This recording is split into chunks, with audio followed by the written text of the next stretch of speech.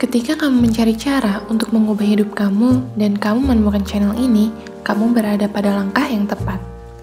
Karena kamu bakal belajar bareng aku untuk mengubah hidup ke arah lebih baik lagi. Langkah awal kalau kamu mau mengubah hidup kamu harus mengenali diri sendiri lebih dalam. Aku sekarang bakal nunjukin gimana caranya lebih mengenal diri sendiri dengan beberapa pertanyaan sederhana yang harus dijawab. Aku membuat pertanyaan itu dalam bentuk jurnal yang berjudul Everything About Myself. Yuk kita mulai aja.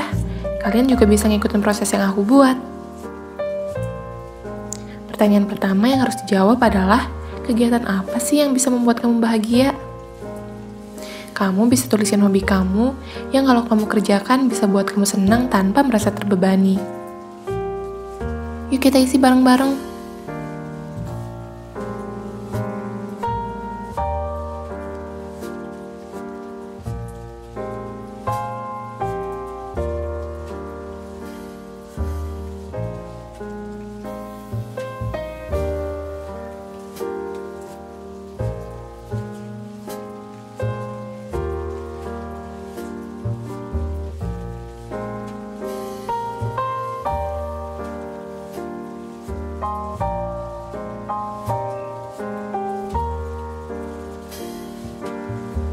Lanjut ke pertanyaan kedua. Hal apa aja yang membuat kamu sedih, kesal, marah, kecewa, atau terganggu ketika kamu mengalaminya? Kita isi yuk.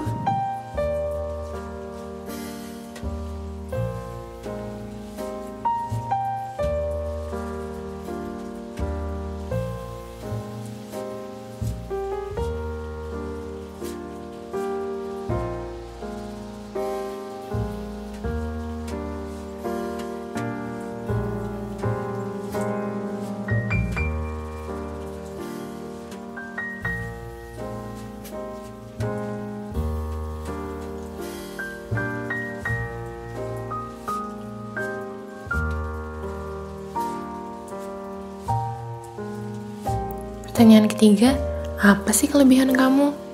Kalau kamu masih belum yakin, kamu bisa tanyakan ke orang terdekatmu. Kamu bisa tuliskan kelebihan dalam hal sikap atau potensi kamu dalam melakukan sesuatu.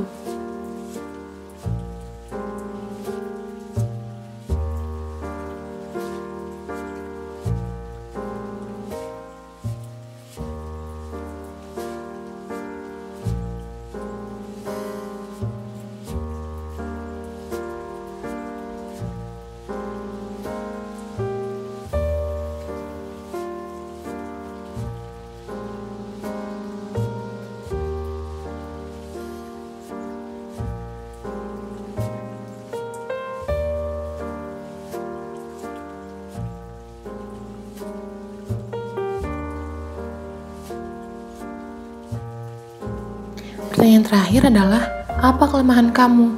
Kita biasanya suka menyadari kelemahan kita sendiri, karena manusia lebih banyak mengeluh daripada bersyukur, dan lebih sering fokus pada kekurangan, sehingga itu dapat membuat kita merasa insecure.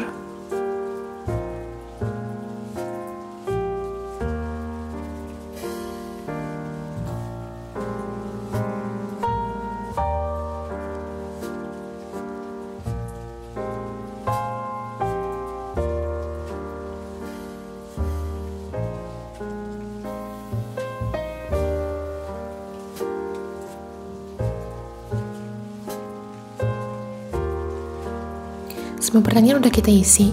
Kalau kamu sudah bisa mengisi semua pertanyaan dengan yakin dan tanpa bantuan orang lain, selamat, berarti kamu udah mengenali diri kamu sendiri. Kalau yang belum bisa, jangan khawatir, karena kita sekarang lagi belajar gimana caranya memahami diri kita sendiri. Aku sekarang mau merapikan catatan yang udah aku buat sambil menjelaskan keterkaitan semua pertanyaan satu sama lain.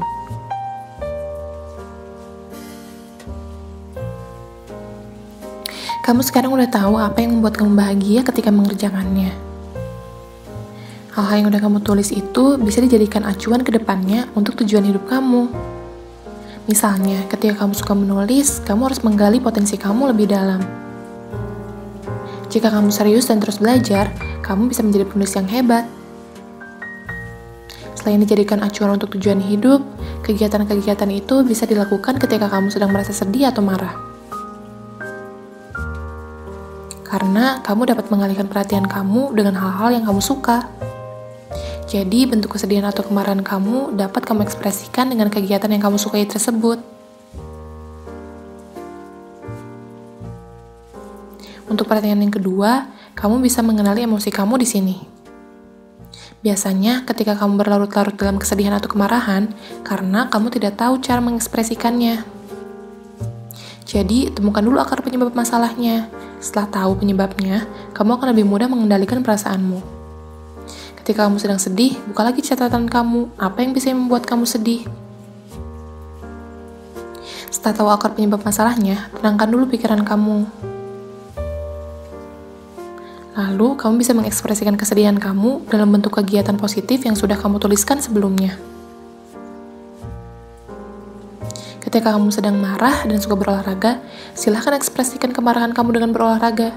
Ketika kamu sedang sedih dan suka menulis, silahkan ekspresikan kesedihan kamu dengan menulis. Lanjut ke kelebihan kamu.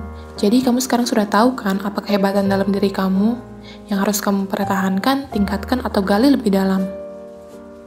Kelebihan kamu bisa kamu kaitkan dengan kegiatan yang kamu sukai. Kalau kamu menuliskan hal yang sama pada kegiatan yang kamu sukai dan kelebihan kamu, bisa jadi itu adalah bakat kamu.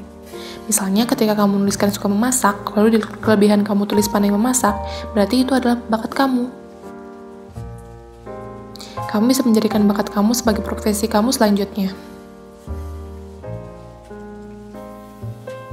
Lalu kelemahan yang sudah kamu tulis bisa dijadikan sebagai bahan evaluasi buat kamu.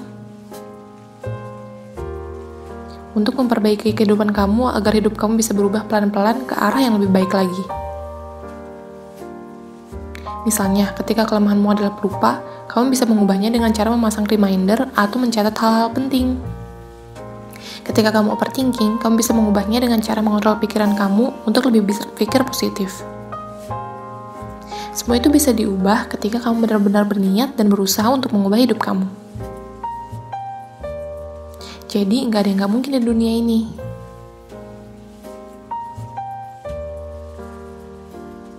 Sekarang kita udah selesai dalam melakukan tahap pertama untuk melakukan perubahan dalam hidup. Untuk tahap yang kedua, kamu bisa lihat di video aku yang selanjutnya ya. Sampai jumpa di video aku yang selanjutnya.